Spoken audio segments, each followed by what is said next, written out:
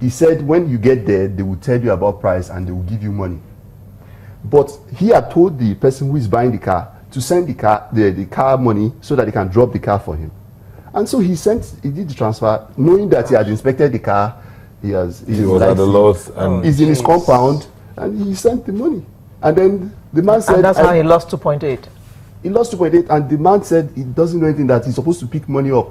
Okay, he can't go anywhere. At this point, the man called RRS. They came there. What they said was simple.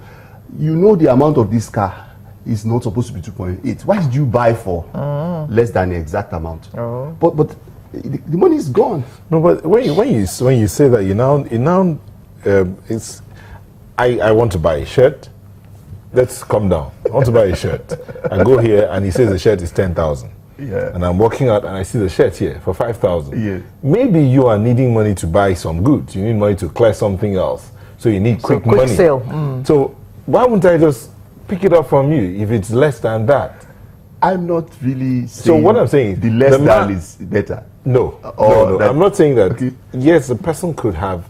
For them to ask him, how could you, this person might just be looking for money to go and clear. Because some people that sell cars do that. Yeah. Yes. They want to sell off so that they can go and buy some other things. They need quick money. Yes. So, and you can meet some of those and be favored. So, you were going to say something about it. How should he have handled that kind of situation? First things first, he paid into a bank account. He didn't just give the guy cash. Yeah. So now, with all of this BVN thing we've been doing, people believe and then that the bank should also be a bit helpful.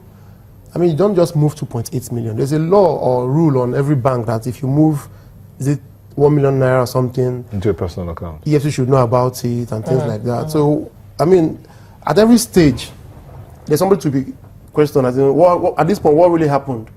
When I was moving 2.8, why didn't you query me? Now, the man you moved the 2.8 million to, what is his address? But the banks do what they call KYC.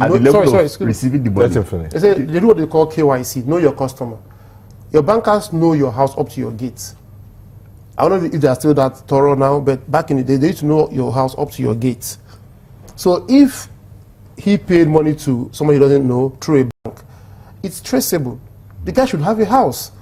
If they had done their KYC properly, then they should go to the person's house on the bank, on the person's form in the bank. Some criminals have no fixed address. No, we know that. But when they were opening the account, what did they use? Did the bank check? He has moved from there. He's long since moved on. Some criminals use other people's accounts to receive money. So the person whose account was his can still be traced. Is that what happened to your friend here? Can still be traced, yes. Is that what happened to this person? No, in this case, the account didn't have, there was no physical face behind it. It was... And it was in a bank? They withdrew it in, I think, somewhere in Port Harcourt. No, it was in a bank. Was it in a particular bank? Now this guy walked into the bank in Port Harcourt. Hold on. Online transfer to a bank account. Yes. In Port Harcourt. They withdrew it in Port Harcourt, but it's a bank account in a bank. Yes. So it can be traced. It can be traced. It can be traced. Yes.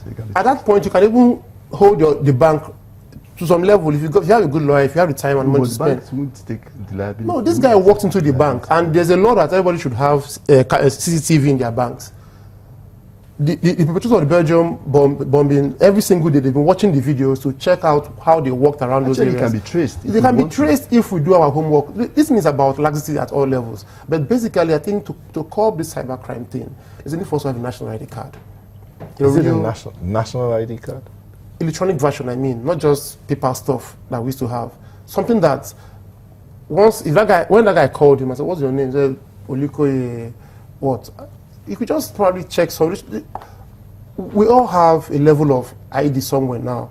If anybody's off the grid, the person has something to hide. When you just told me your name, I mean, as soon as I leave this place, I'm going to just probably go online and, I almost got scammed too around that. Because area. if I don't... I was supposed to check up the car. The guy claimed to be a doctor, a lecturer in Luth. I was there to check him up. And then he said he's stuck in the bank. He's supposed to be in the lecture hall. That was what he told the guys who told me about the car. And then now he's telling me personally, because I said I want to transfer the money to him. He said he's stuck in the bank, that I can go ahead with the transfer. But here's the car. I want to check the car up. I'm not able to access the car. Where's the car key? He wants to now bring the car key. So at that point, I became suspicious because I'm getting 3 different stories So I think one thing we can also do as individuals is, as much as we want to get a good price, we should also allow some time for investigation. Because even when you say, okay, the banks can trace it, the money is gone. The question I want to ask when it comes to that is it everything you see online that looks too good to be true, mark the word, is it everything you see online that looks too good to be true that is bad? No. Most times.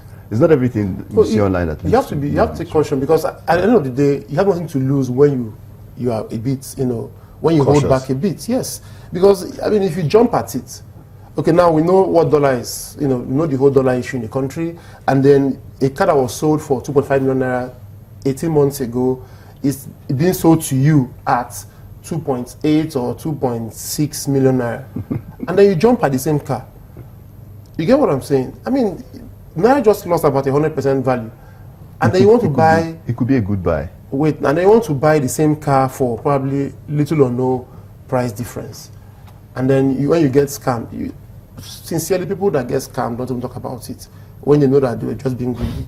They just quietly go back home and then tell their family members, and then they keep it at that level. Because if you tell your friend, Yusuf, you were greedy now, and you want to buy a Mercedes-Benz 2010 for 2.8, even if it's bashed, even if it was used to act a James Bond movie, the engine alone is still very expensive.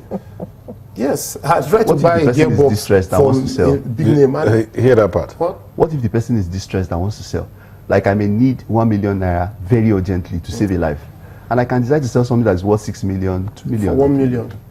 For 2 million, he said for 2 million. Yes. From that buyer, not me. It happened to a friend. he wanted to get 300,000 to balance up for another car. He was ready to sell a car that was worth 800,000 for 350. In fact, when the person who wanted to buy it came, he said, I want to buy this car. It's too good to be true. He said, this is my wife, this is my child. This is where I live. She couldn't transfer the money because she was so afraid that how can I be getting this for? It's unimaginable, but the guy needed the money, and what he needed was 300, and he was selling for 350. It was fine. So sometimes these things are available, but what I just will advise is, like, what I do is I am very patient when I'm trying to buy. I don't try to just buy because it's good or it's too good to be true. Because once the money is gone, tracing it is another thing. You spend a lot of money to fight the case. Online business is risky business. Okay. That's the truth. Okay. And if you look at what the bigger players have done over time, you try to verify some accounts. As we speak now, the current FCC boss has fake accounts on Facebook. The previous person before Maguda, Lamode, also had fake accounts on Facebook. Yes. Up till now, as we speak, the current EFCC boss has fake accounts on Facebook. Most celebrities do. No, he's not a celebrity. He's a crime boss. He's not a celebrity. He's a crime boss. He's a crime fighter. I mean, he's the number one person that should save us from. Okay, so that's what we have to go.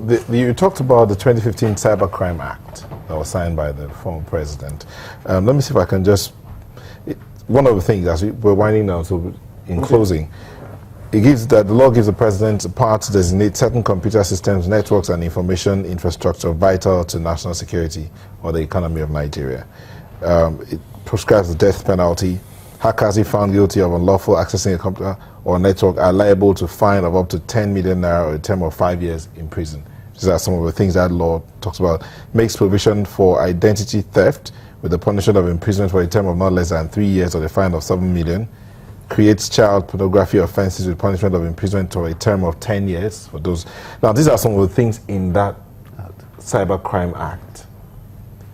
If that act has been signed, how many Nigerians are aware of it?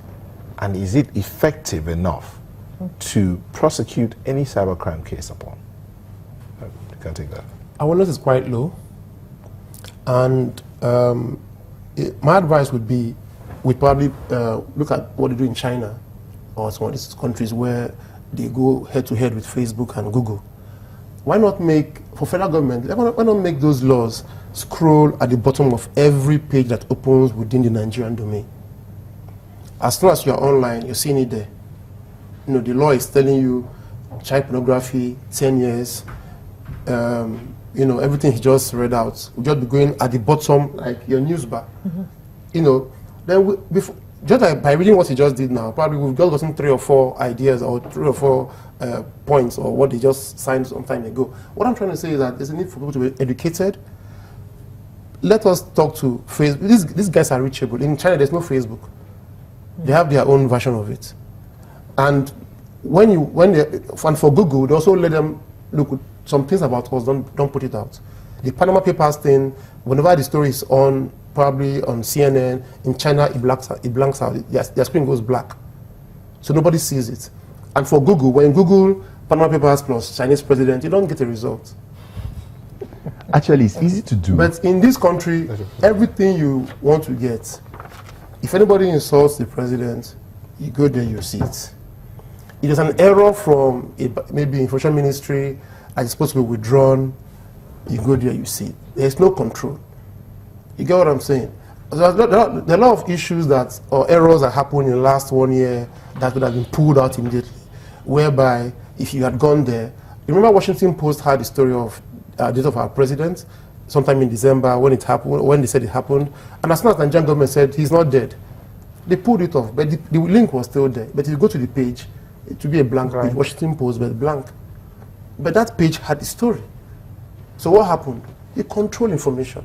But here, we can look like information is like, once it goes out there, you can't control it. Because if you tell your friend, hey, I just saw this story, where is it? Give me the link. You give him the link, he goes there, he's not there. I didn't see anything there. He loses interest in it. So control of information is very key. In closing. Actually, I'm trying to look at it from the side of, instead of letting it go out and then punishing those who access those pages, we can curb it at the level of the ISP. Like, if there are only so much people who are licensed by NCC to provide internet service, if there are 50 of them, they can block these addresses at that level so that you don't even let it go out. So if we say we don't want porn, then we don't want porn in that space. We block it at that level, and it's done. It's easier to curb 50 than to say it's out there and then you're trying to catch the thief. All right, thank you very much. Ifeanyi Ubah, IT consultant, and Olufemi Ario, ICT enthusiast. Thank you for coming on Sunrise. It's a pleasure. Sunrise will be back to look at another perspective.